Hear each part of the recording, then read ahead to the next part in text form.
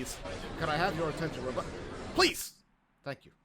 Now, since I'm such a nice pastor, I'm not going to ask why you all decided to sit as far in on the benches as possible, so let's just get started. Blessed day to you, brethren. We are gathered here today to give our weekly sermons to the almighty worm in the sky, bringer of destruction, and herald of good game designers. Now let us begin our initiates program for the people who are new here today. Please direct your vision towards the TV and let the dreadworm's love flow through you. Fucking give me this script.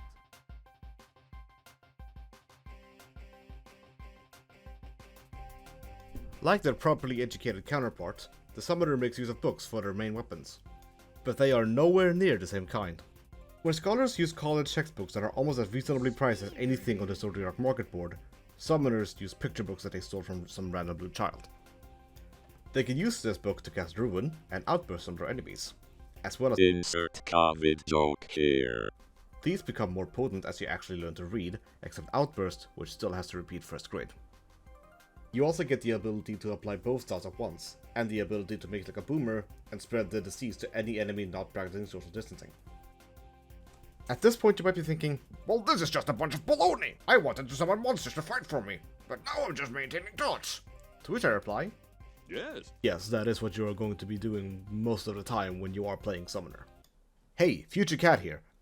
So since the live letter, we now know that all of these damage over time actions are going to be completely removed. So it's all just going to be summoning now, which means that this bit was all for nothing. Yeah, I'm just gonna have to make addendum videos to both the Summoner and Machinist later on, when Endbroker is actually out and we know more about the changes. So we'll see when I do that in about 2 billion years. You do have one thing, however, which, considering this class's legacy, you might call the oldest trick in the book. It's summoning, okay? Hey, Dragon, wake the f*** up! It's already past noon! Get your life together!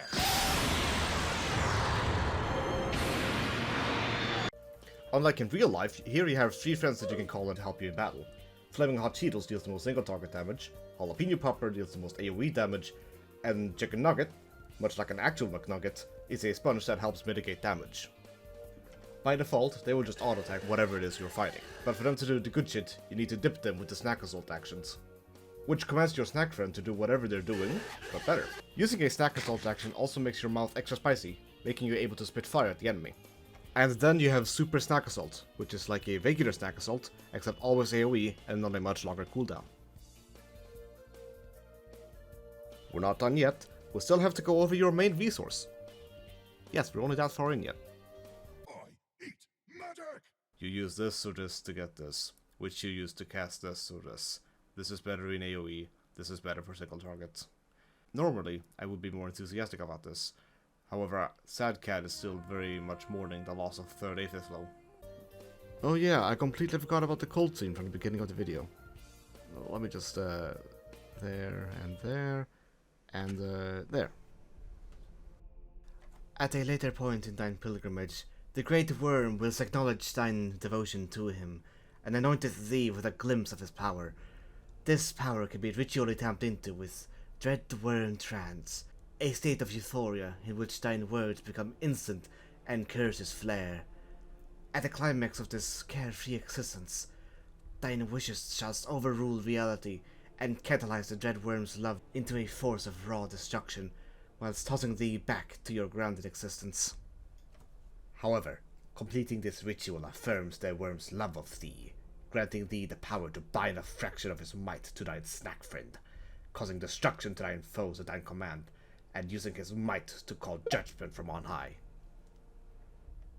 There is, however, a devastating caveat to this act of worship, as it highlights thine juicy bum for the all-seeing eye of the Phoenix, who transform your next trance into one that only makes you warm and not cozy, as it sets your ruins free and outbursts on fire.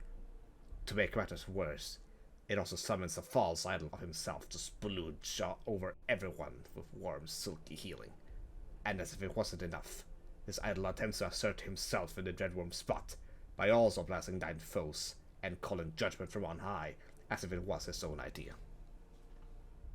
Oh, and by the way, you can also resurrect people as a summoner, so don't be a fucking dongo and slap people with the big lifeness when they fall down. Because resurrecting can be very, very fucking taxing on healers, so please do it. Please!